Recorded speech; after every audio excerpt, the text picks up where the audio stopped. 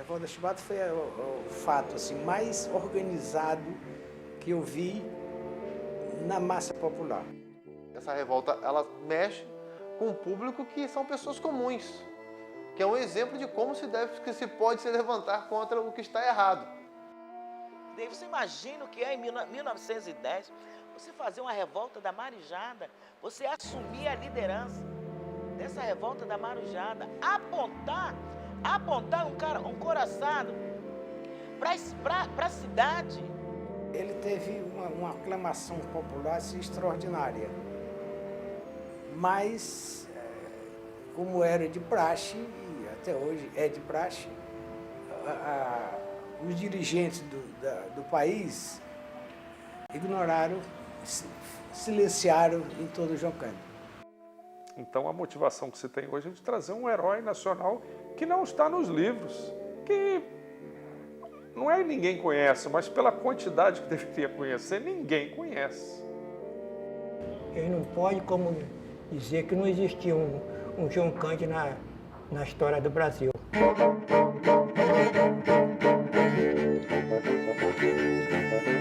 João Cândido foi o líder da revolta da Chibata, que foi a luta dos marinheiros, em sua grande maioria negros, pelo fim do Instituto da Chibata na Marinha do Brasil. E João Cândido, nesse movimento de 1910, ele também não foi o único, ele foi o que apareceu mais porque ele foi o líder. Mas tiveram vários marinheiros também de suma importância que participaram de todo o movimento. João Cândido, desde que ele entrou para a Marinha, com 13 anos, não sei se você sabe como é que até hoje tem muitos mais velhos que a gente, diz que vou mandar você para a Marinha para você se tornar homem. Ele foi com 13 anos, ele era filho, cria da Marinha, ele adorava a Marinha. Agora, ele não aceitava o tratamento desumano, degradante, que era dado à Marinjada, até porque a abolição da escravatura acabou em 1888. E realmente a maioria dos marinheiros era composta de filhos de escravos, netos de escravos, a maioria inculta mesmo, não tinha educação, não tinha formação, mas eram militares. Então eles precisavam, como ser humano, do mínimo de respeito, né? Esses homens, eles não queriam somente o fim do Castilho. Havia um projeto político, isso é muito importante de ser frisado. A Marinha de Guerra fez todo um projeto de reaparelhamento naval. Comprou quase dezenas de novos navios, sendo que os mais modernos eram Minas Gerais e o São Paulo. Os marinheiros foram enviados daqui do Brasil para a Inglaterra para trazer aqueles vasos de guerra e lá tiveram contatos com os marinheiros da Marinha Inglesa, que eram marinheiros que tinham uma condição de tratamento da oficialidade inglesa e europeia de muito maior respeito. E eles ficaram chocados. Como é que os marinheiros aqui são tratados como gente e nós lá somos tratados como porcos e cachorros? Na base do chicote. E fora a comida, que era uma lavagem, né? Uma porcaria de comida, pouca e ruim, né? Se o navio precisasse de 300 peças para fazer o trabalho do navio, a Marinha colocava lá 200. Quer dizer que ultrapassava e muito, né? A energia que cada um gastasse, né? Acabou que aumentou com o excesso de trabalho, aumentou a quantidade de infrações disciplinares, aumentou, logicamente, a quantidade de castigos corporais e daí os marinheiros começaram a ficar cada vez mais irritados. Os oficiais mais reacionários da época, eles não obedeciam os regulamentos que normatizavam os castigos dentro da Marinha de Guerra. Castigos, as normas, os estatutos da Marinha estabeleciam 25 chibatadas. No início do século XX, ainda os marinheiros negros eram açoitados pela oficialidade branca, né? Elite, né? Representante da elite branca da Marinha. Então passaram a se conscientizar que isso não podia continuar. Porque seria até um tipo de subserviência, você aceitar castigos de homens iguais a você só porque estavam com um galão no ombro. Ao contrário deles pegarem e falarem, vamos revoltar hoje, amanhã, não. Eles demoraram aproximadamente 2 anos planejando o movimento. Isso é algo inusitado na Primeira República e em boa parte dos movimentos sociais de revoltosos que existem. Dia 22 de novembro de 1910. Naquela data, o marinheiro Marcelino foi submetido no couvert do navio a 250 chibatadas. A gente tem a impressão que era uma simples chibata, né? Mas não era. O castigo corporal era com um cabo, uma corda, né? Mais ou menos grossa, onde o rapaz que fazia os castigos, eles enfiavam dezenas de agulhas dentro do cabo e só ficava de fora as pontinhas. Quer dizer, aquilo, a primeira chibatada, já sangrava o corpo todo. Então, com aquela chibata que o marinheiro apanhava. Eles faziam uma espécie de uma chibata. Então, os castigos corporais eram para ser 25, por falta leve, né? Mas depois que o arrasto começava a bater, eles esqueciam de contar, né? Ia batendo, quando se massa, e o oficial consentia nisso, né? Porque para eles aquilo era glória, né? Numa cerimônia assim de gala, porque todos os oficiais se perfilavam, em cadeiras, sentados, vinha o comandante, era uma coisa assim. E começava a chibatada, os oficiais não podiam falar, nem comentar nada.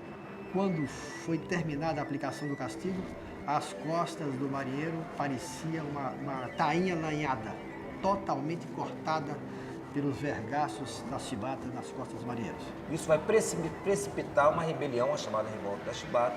Os marinheiros, mostrando seu poder de organização, vão conseguir tomar 4 navios de guerra, né, e vão apontar, imagina, 4 navios de guerra, navios que foram recém-importados da Inglaterra, e vão apontar os canhões desses navios para a cidade do Rio de Janeiro.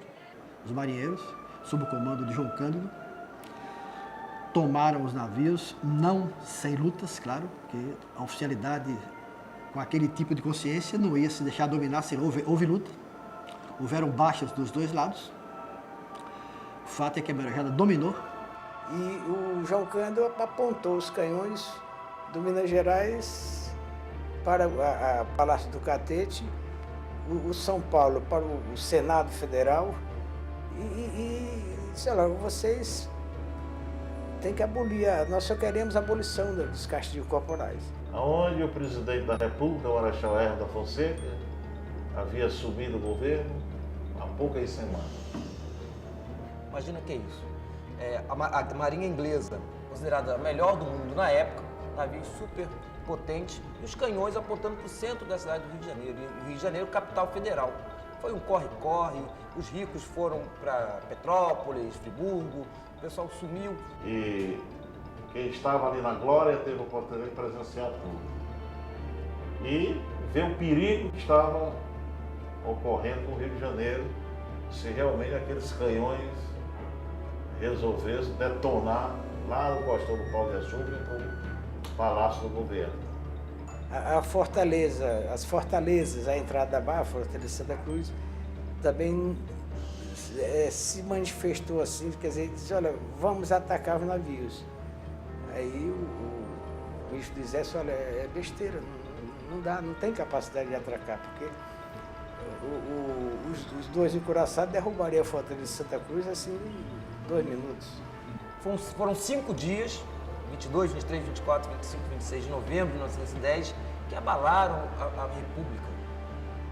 Então, o Hermes da Fonseca achou que não tinha como enfrentar, porque todos os maiores navios, que eram o encouraçado de São Paulo, o encouraçado de Minas Gerais, os cruzadores de Bahia, Rio Grande do Sul, todos novos e potentes. E a maioria dos demais navios eram velhos, armamento assim, precário, e só o encouraçado Minas Gerais, seu comando João Cândido, podia destruir todo o resto da esquadra, assim, tranquilamente. Eles negociaram, não destruíram a capital brasileira, que era o Rio de Janeiro, se colocaram em prontidão, sitiaram a cidade, negociaram e, sobre a promessa de anistia, eles depuseram as armas e, após a deposição de armas, o governo não respeitou a anistia, o acordo concedido. Quando o João Cândido entregou os navios, assinada a anistia, Rui Barbosa veio de Petrópolis para fazer o decreto da anistia. Os senadores todos reunidos resolveram que o governo devia dar anistia. 2 dias depois, o presidente da República, o Hermes da Fonseca, autorizou o ministro da Marinha a expulsar os marinheiros indesejáveis, considerados indesejáveis. A anistia não foi concedida. Os marinheiros foram presos e recolhidos ao presídio naval em condições de total insalubridade. Meu pai só contou uma coisa para nós. Eu comecei a conversar alguma coisa com ele, né?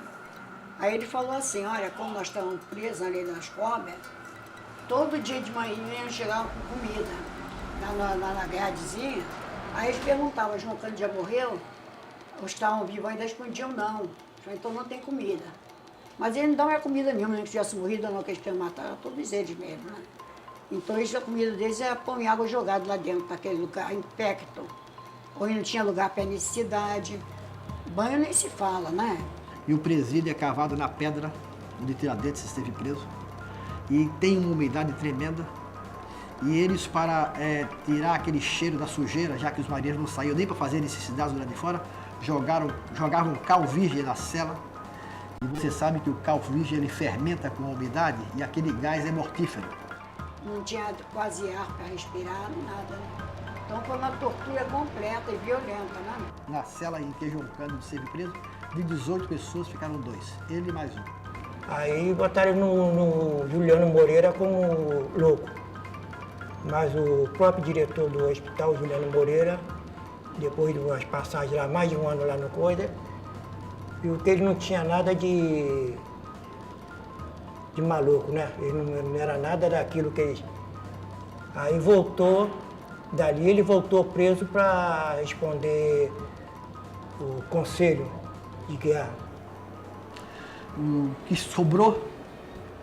sobrou da marujada que participou do levante da Chibata foi mandado no navio satélite, juntamente com... Eles pegaram os marinheiros como escória. Pegaram os mendigos, as prostitutas mais velhas, porque as mais novas ainda podiam ser utilizadas, né, pela elite. Pegaram os mendigos, prostitutas e jogaram no navio satélite e jogaram lá para a Amazônia. Depois, em 1910, eles aumentaram a carga também com os marinheiros, né? Expulsos da marinha, muitos deles foram colocados nos satélites, né? Ou fuzilados no meio do caminho, ou chegaram na Amazônia e se perderam por lá de doença. Nunca mais viram os familiares. E talvez não tenha ido naquele navio satélite do Lodge, porque ele era a personagem principal. E a opinião pública é em cima do governo. Senão ele teria ido naquele navio também, sendo fuzilado lá para a Amazônia, navio satélite do Lodge. E o João Cândido, ele, após ter sido liberado da prisão, ele ficou na mendicância praticamente, quase na indigência. João Cândido ele saiu, ele ganhou emprego no mar, na marinha mercante de pequena cabotagem, e ele foi perseguido e não pôde trabalhar. Tá? Então, além de não ser anistiado, ele não teve o direito, muitas vezes, de fazer o que ele mais gostava na vida, que era trabalhar no mar. Ele adorava o mar.